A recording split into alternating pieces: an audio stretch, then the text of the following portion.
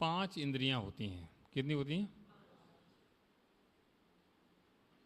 स्पर्शन, रसना, घ्राण, चक्षु और कर्ण। 5 इंद्रियों के अपने अपने विषय होते हैं। स्पर्शन इंद्रिय का विषय स्पर्श संबंधी अनुभव करना। रसना इंद्रिय का विषय रसास्वादन लेना। घ्राण इंद्रिय का विषय सूंघना, सुगंध दुर्गंध।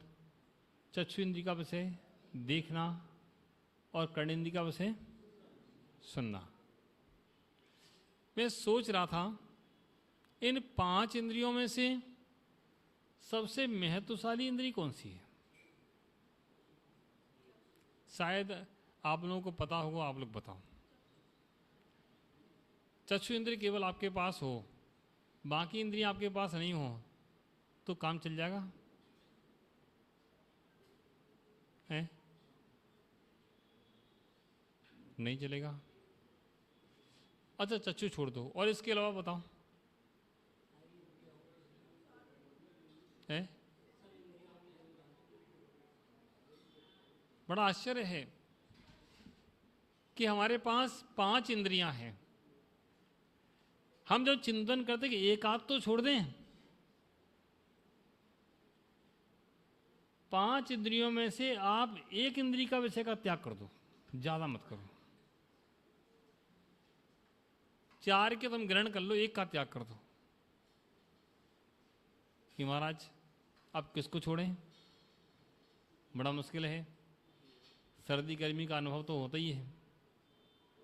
हल्का भारी, ठंडा गर्म, रूखा चिकना, कड़ा नरम, सब्जी, इनका सुख दुख का अनुभव तो होना ही है। और वो अनुभव होता है तो फिर वो दुख और सुख तो लगता ही है।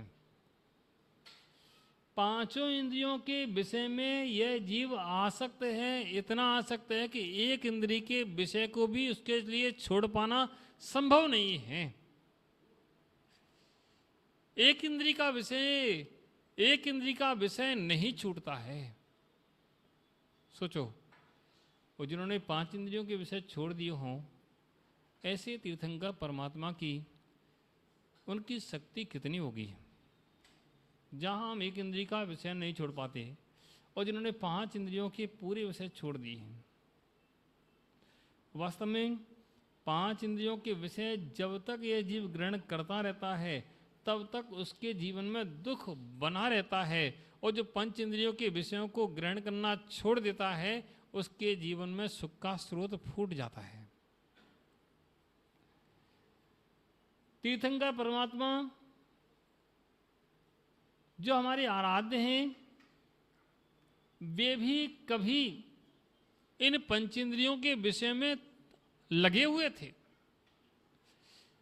हम चर्चा करें आदिनाथ स्वामी की तो वह भी नृत्य देख रहे थे,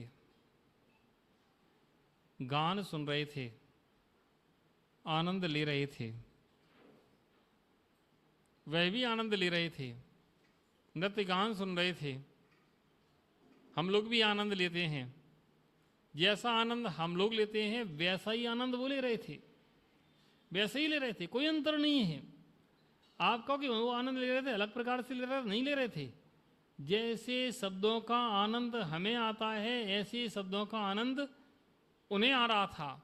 जैसे ही देखने का आनंद हमें आता है वैसे ही देखने का आनंद उनको आ रहा था। ऐसे ही 5 इंद्रियों का आनंद उनको भी था, हमको भी थे। बस अंतर इतना है कि नीलांजना का नृत्य देखा तो आनंद बंद हो गया।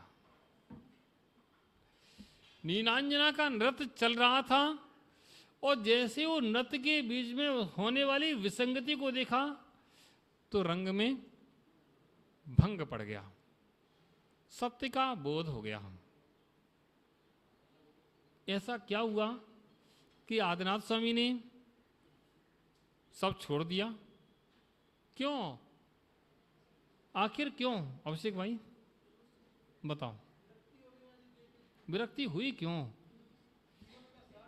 जिनके साथ में अभी आसक्ति थी, जिनके साथ में भी आसक्ति थी, उनके साथ में विरक्ति कैसे हो गई? आखिर विरक्ति का कारण क्या है? जो कारण आसक्ति का है, सुनने ध्यान से, जो कारण आसक्ति का है वही कारण विरक्ति का है। संसार में जो कारण हमारे राग के हैं वही सारे कारण हमारे वैराग्य के हैं। कोई वैराग्य का कारण अलग से नहीं है। वैराग्य किन्हीं अनेक कारणों से, अलग साधनों से नहीं आता है। जिन साधनों से राग होता है उन्हीं साधनों में वैराग्य उत्पन्न होता है। बस देखने की दृष्टि में राग था और देखने की दृष्टि में अब वैराग्य है, इतना सा हमारा अंतर है। जब इतने अंतर को हम समझ लेते हैं तो दृष्टियां बदल जाती हैं। जिन साधनों में राग था, जो साधन हमें राग के कारण थे, जब इनके सच्चे स्वरूप का ज्ञान होता है तब वे साधन हमारे वैराग्य के कारण बन जाते हैं। प्यारे बंधुओं, सोचो, नृत्य हमारी राग का कारण था। आप लोग नृत्य देखते नहीं देखते? नृत्य देख करके आनंद आता नहीं आता है? गाना सुनते नहीं सुनते? सुन के आनंद आता है? क्या आनंद आता है? कैसा लगता है?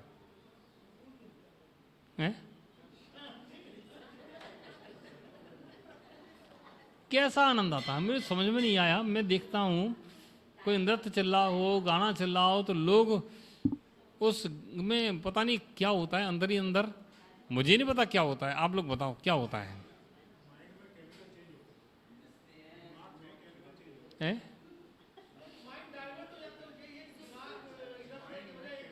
दिमाग पागल हो जाता क्या?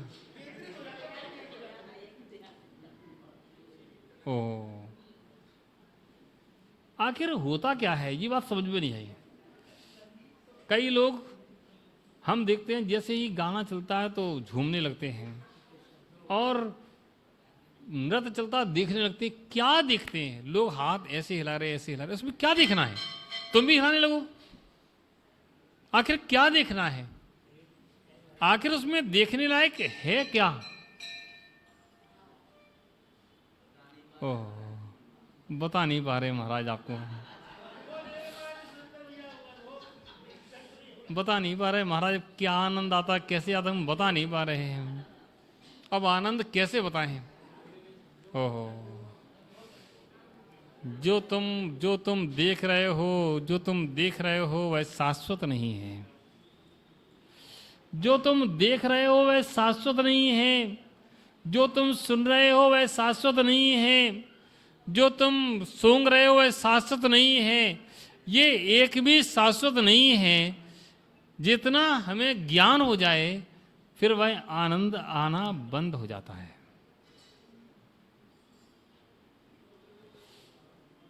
बस अंतर इतना है, हमें उसके शाश्वत स्वरूप का भी भान नहीं है। हम उसको असली आनंद मान रहे हैं। अब सोचो, तुम्हें यहाँ इतना आनंद आता है तो तीर्थंकर परमात्मा, यहाँ तो तुम्हारा थोड़ा सा तुम्हें केमिकल रिएक्शन हुआ, तुम्हें आनंद आने लगा, है ना? वहाँ तीर्थंकर परमात्मा इन सब केमिकलों से रहित हैं। उनको कितना आनंद आता होगा, उनको कितना सुख होता होगा, क्या उनका अनुभव होगा? उनके सुख की कल्पना की जब बात की जाती है कि उन अनंत परमात्मा को, उन सिद्ध परमात्मा को कितना सुख है, कितना सुख है बताओ? उसकी कुछ कल्पना, कितना सुख, कुछ तो बताओ। कुछ तुम्हारे पास है महावीर भाई? महावीर भाई कुछ है? कितना सुख? तो संसार में कोई भी पदार्थ ऐसा नहीं है जिसकी उपमा हम दे सकें कि तीर्थंकर परमात्मा का इतना सुख है। तब आचार्यों ने कहा कि संसार में सभी प्राणियों के सुख को मिला लिया जाए। किनको? जितने संसार में प्राणी हैं उन सबको जो जो सुख का अनुभव हो रहा है उन सबके सारे सुख को मिला लिया जाए, और तीनों काल के भूतकाल में जितने प्राणियों ने सुख भोगे हैं और भविष्य काल में जितने सुख भोगेंगे और वर्तमान में जो सुख भोग रहे हैं, उन सारे सुखों को एक साथ मिला लिया जाए, उससे भी अनंत गुणा सुख उन सिद्धों को एक समय में प्राप्त होता है। कितने समय में? एक समय में प्राप्त होता है। इतना सुख उन सिद्धों को एक समय में प्राप्त होता है। अब सोचो कैसा सुख होगा। हम इतने से सुख में ही जब झूम जाते हैं और वे परमात्मा आनंद सुख का भोग करते हैं, तब भी झूम नहीं पाते हैं। वे तो इतने आनंद में लीन हैं कि उन्हें झूमने की फुर्सत ही नहीं है। प्यार बंधु, बस समझ का फेर है, समझ का फेर है। इतना अंतर है कि हम सुखाभास में सुख मान रहे हैं, वह सुख में सुख मान रहे हैं। अच्छा एक बात बताऊं, अब तो मैं अनुभव कराते हैं, दुख में भी सुख का अनुभव कराते हैं। एक माँ अपने बेटे के साथ रात में सो रही थी। 6 माह का बालक था और बेटे के साथ रात में सो रही थी। सर्दी का समय था, ऊपर से रजाई ओढ़ी थी। माँ को अपने हृदय से लगा करके बस सो रही थी और उस बेटे ने रात में क्या कर दी? आप लोग कैसे पता? आप लोग ज्ञान बहुत है, कुछ भी हो। लखनऊ वालों को ज्ञान तो है। ये सारे कितने तगड़ी सारे समझते, हम भी नहीं समझ पाते इतने सारे। उस बेटे ने रात में सुसु कर दी तो माँ क्या करती है? उस गीले स्थान पर स्वयं खिसक जाती है और सूखे स्थान पर बालक को लिटा देती है। इस बालक को निमोनिया ना हो जाए, कोई बीमारी ना हो जाए। और माँ उस गीले में भी सोते हुए क्या उसको दुख का अनुभव हो रहा है कि सुख का अनुभव हो रहा है? क्या बात है, आप लोग कितने ज्ञानी हो। उस गीले में भी उस माँ को सुख का अनुभव हो रहा है। गीले में दुख होता है कि सुख होता है? बताओ। ओहो, अब सुनो और सुनाते हैं। अब वह माँ सो रही थी, लेकिन बस बेटा बदल गया। बेटा अपना नहीं था, पड़ोसी का था और बगल में सो रहा था। और वही काम जो अपने बेटे ने किया था वो पड़ोसी के बेटे ने किया है। अब क्या करेगी?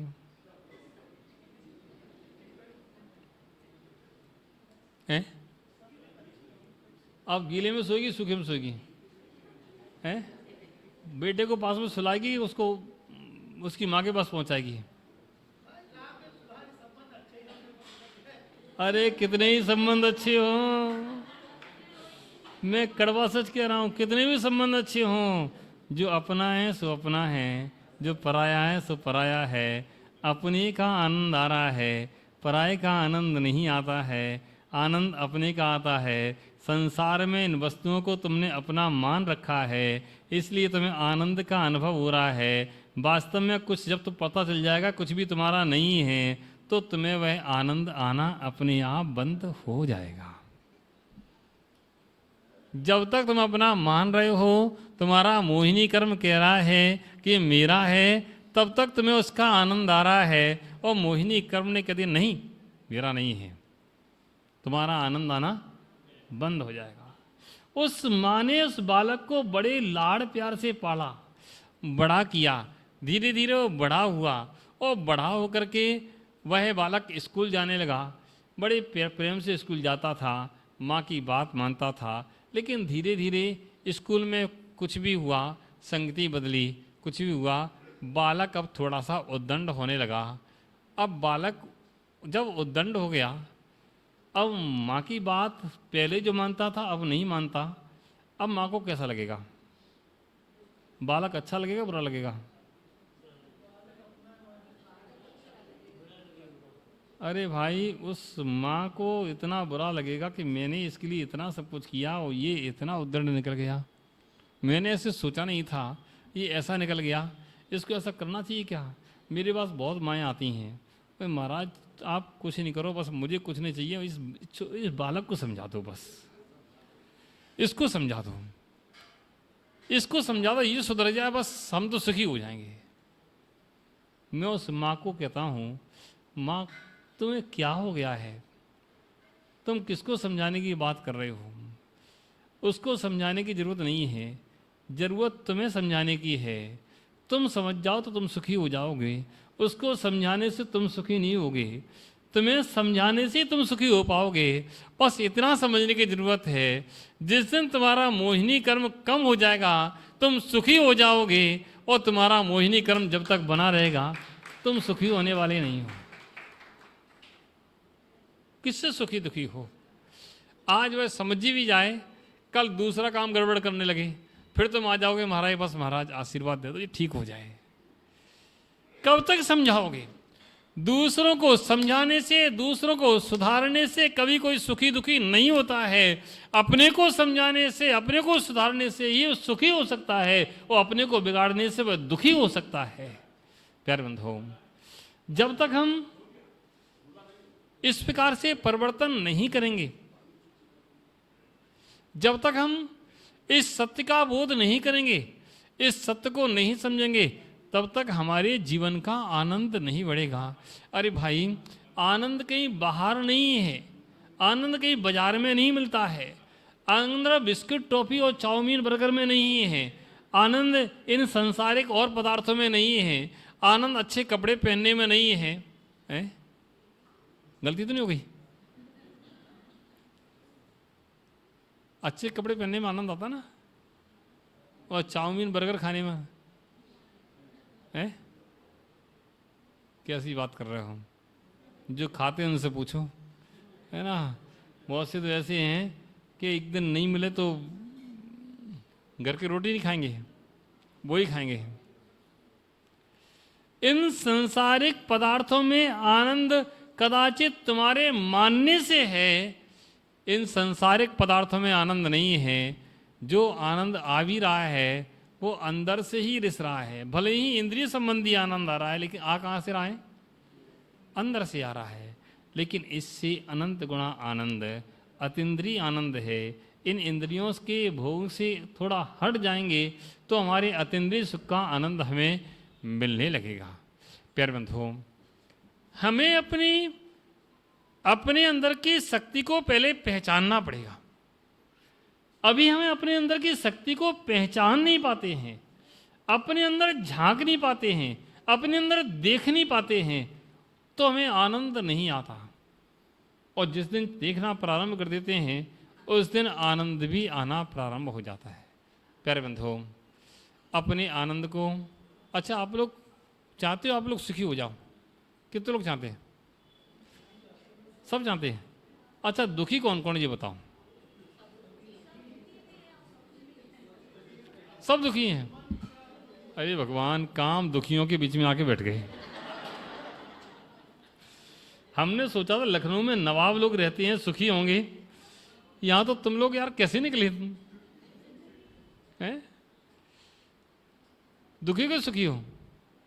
कौन कौन दुखी, हाथ ऊपर करो। अब हाथ नीचे हो गए। यानी आपको यही नहीं पता अभी तक आप लोग दुखी को सुखी हो।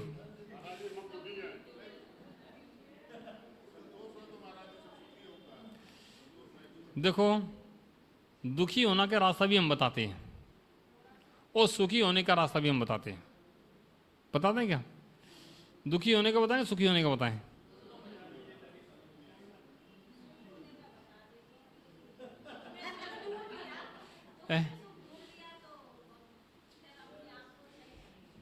देखो, दुखी होने का रास्ता भी बताते हैं और सुखी होने का रास्ता, और दोनों रास्ते सरल हैं। दोनों रास्ते सरल हैं। ये मेरा है, ये मेरा है, ये मेरी है, मैं इसका हूं, मैं इसका हूं, ये मेरा है। ये रास्ता किसका है?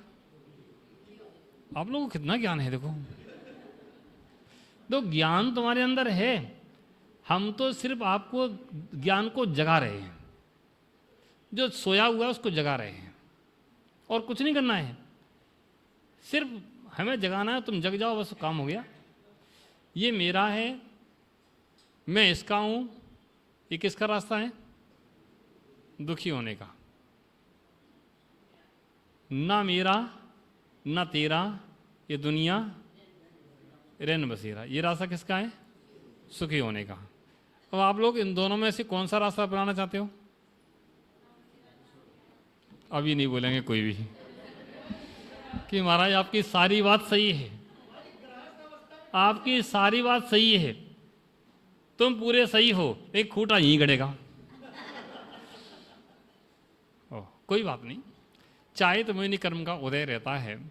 जब तक चाहे मोहिनी कर्म का उदय होता है, सत्य बात जानकर भी हम उसको स्वीकार नहीं कर पाते हैं, और कदाचित कर भी लेते हैं, लेकिन उसका आचरण करना हमारे लिए थोड़ा कठिन हो जाता है, क्योंकि उन संस्कारों से हम पले बड़े नहीं हैं।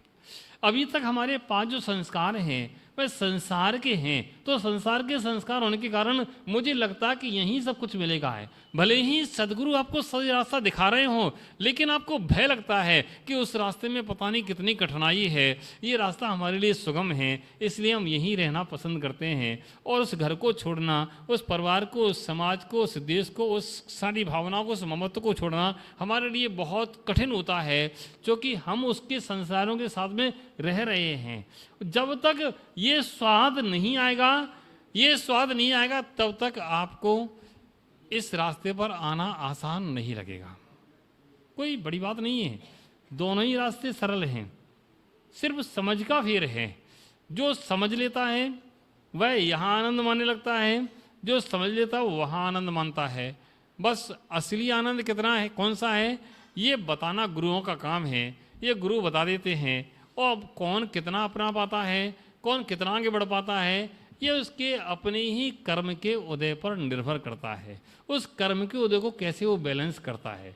कर्म का उदय तो हर जीव का रहता है, लेकिन बैलेंस करने की बात है। उस बंदूकधारी को देख करके कोई तो घबरा जाता है, और कोई सीधा उससे कॉन्टैक्ट करता है। इतना सा अंतर है। एक पुलिस वाला बंदूक धारण किए खड़ा हुआ है, और कोई तो पुलिस वाले से डरता है कि भाई इससे दूर रहो, और कोई ऐसा होता है जो उसके पास जाकर के निवेदन करता है कि मेरी रक्षा करो। बस इतनी सी बात है, समझने की बात है। ये कर्म हैं, सत्ता में पड़े हैं, ये उदय में आ रहे हैं, मुझे फल दे रहे हैं। कोई तो निर्भय होकर के उन संसार में कर्मों के उदय को आने पर भी भयभीत ना होकर के शांति से अपना समय निकालता हुआ अच्छे समय का इंतजार करता है, और कोई सुख दुख का अनुभव करता हुआ नवीन नवीन कर्मों का बंद करता हुआ संसार को बढ़ाता है। प्यारे बंधुओं, हम लोगों के पास समय बहुत कम है। इस छोटे समय में, थोड़े समय में हम लोगों को आत्महित का विचार करना पड़ेगा। आत्महित का विचार करेंगे तभी हमारा कुछ होगा, अन्यथा हम जैसे लोग कितने संसार में इसी प्रकार से आते हैं और चले जाते हैं, उनको रंच मात्र भी संसार में निकलने का रास्ता नहीं मिल पाता। हम लोगों का तो सौभाग्य है कि जिन शासन मिल गया, जिन वाणी सुनने को मिल रही है, इससे अच्छा रास्ता और कहीं दूसरी जगह मिल नहीं सकता है।